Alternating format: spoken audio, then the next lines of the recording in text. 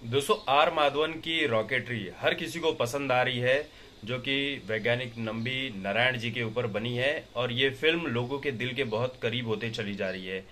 और इस फिल्म की चर्चा तो बहुत हो रही है, लेकिन बॉलीवुड से बहुत ज़्यादा रिस्पांस कोई नहीं दे रहा है। बॉलीवुड के एक्टर्स इस फिल्म के बारे में ज़्यादा बात नहीं कर रहे हैं, वरना मुगलों के ऊपर फिल्म बनी होती तो इसके बारे में चर्चा करते, या मुगलों को कोई खराब बोल दे तो फिर जावेद अख्तर जैसे लोगों को बुरा लग जाता है, पेट में दर्द होने लगता है। तो माधवन ने भी कहा है कि हमारे देश में नंबी नारायण जी जैसे बहुत सारे ऐसे हीरो हैं जिनके बारे में बात ही नहीं की जाती है। फिल्म बनाना तो दूर की बात है। ऐसे ऐसे हीरो हैं जिन्होंने देश को बहुत कुछ दिया है, बहुत कुछ दिल लगाकर वो काम करते हैं, लेकिन उन्हें भी पता होता है कि उनके बारे में ना कभी लिखा जाएगा, ना कभी कुछ बोला जाएगा। तो हमें ऐसे हीरोज के बारे में बात करने की ज़रूरत है। सरहद पर खड़े सिपाही के बारे में तो हम बातें करते ही हैं, उनके ऊपर फिल्में बनती हैं, लेकिन देश के भीतर भी बहुत सारे ऐसे हीरो हैं जिनके बारे में बात करना बेहद ज़रूरी है। और सबसे बड़ी बात, नंबी नारायण जी जो हैं, ये इंडिया से भी कहीं ज़्यादा फ्रांस में पॉपुलर हैं। इसलिए माधवन ने इस फिल्म को हिंदी, तमिल और इंग्लिश तीनों ही भाषाओं में रिलीज किया, ताकि इस फिल्म को हर कोई, हर वर्ग के लोग देख सकें।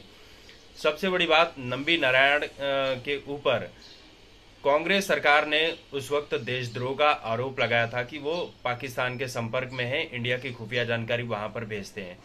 लेकिन उन्होंने लंबी लड़ाई लड़ी, खुद को सही साबित किया, देशभक्त साबित किया, और उनके बनाए हुए जो भी काम है उसके चलते ही आज भारत अंतरिक्ष में बहुत मजबूत स्थिति में है। और जो भी अंतरिक्ष में आने वाले समय में मजबूत होगा, दुनिया पर उसी का वर्चस्व बना रहेगा, वही शक्तिशाली कहलाएगा।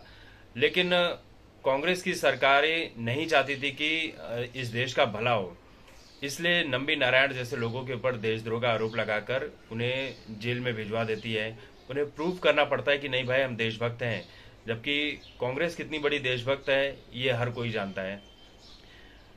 माधवन ने कहा कि हमारे देश में मुगलों के ऊपर और बाकियों के ऊपर, बाकियों मतलब अंडरवर्ल्ड के डॉन के ऊपर, माफियाओं के ऊपर, गुंडों के ऊपर तो लोग बहुत फिल्में बनाते हैं, लेकिन इन जैसे हीरोज के ऊपर फिल्में नहीं बनाते हैं, जो कि एक्चुअल में साइंस के ऊपर फिल्में बनाई जानी चाहिए। जब हॉलीवुड वाले बनाते हैं तब हम वाहवाही करते हैं कि वाह वाह क्या फिल्म बनाई है, लेकिन हम अपने देश में कभी इस तरह की फिल्में नहीं बनाते हैं।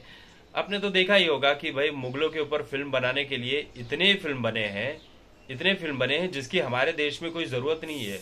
मुगल इस देश में सिर्फ आतंक फैलाने आए थे और आतंक फैलाकर गए हैं। उन्होंने इस देश को लूटा, लेकिन मुगलों का गुणगान बॉलीवुड वालों ने बहुत किया है, बढ़ चढ़ कर किया है। इतना महान बता दिया कि इतिहास की पुस्तकों में भी हमें वही सब पढ़ाया गया जिसकी कोई ज़रूरत नहीं थी।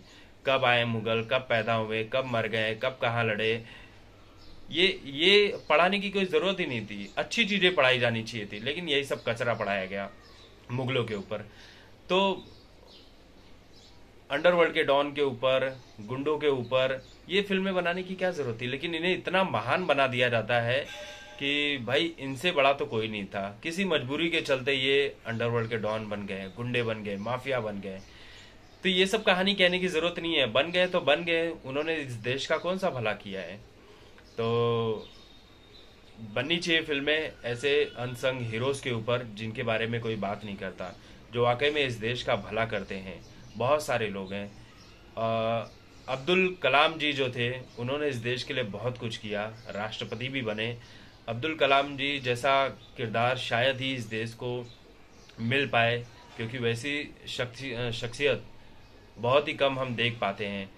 तो जब हम उस तरह से फिल्में बनाते हैं तभी लोग जान पाते हैं, अगर ना बनाए तो कभी ना जान पाए। तो हमारे आने वाले युवा पीढ़ी को ऐसे ही अनसंग हीरोज के बारे में बताने की और समझाने की ज़रूरत है, ताकि देश तरक्की करे, ना कि अंडरवर्ल्ड माफिया और मुगलों के ऊपर, जो इस देश की तरक्की में जिनका 0% का भी योगदान नहीं है। 1% तो दूर की बात है, वो सिर्फ कचरे की तरह हैं और कुछ नहीं।